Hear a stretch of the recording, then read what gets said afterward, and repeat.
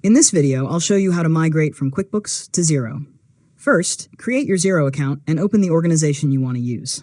Next, review your QuickBooks data and decide what you need to move, including customers, suppliers, products, accounts, invoices, bills, and opening balances.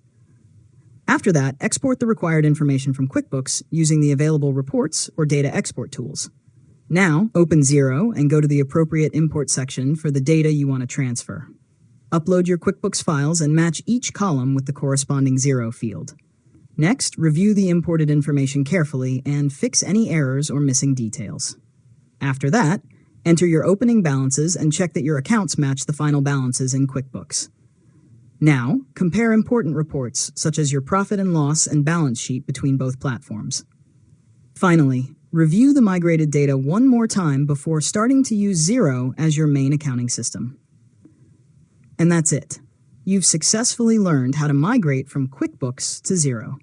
If you found this tutorial helpful, make sure to subscribe to Learn Mode Lab for more tutorials.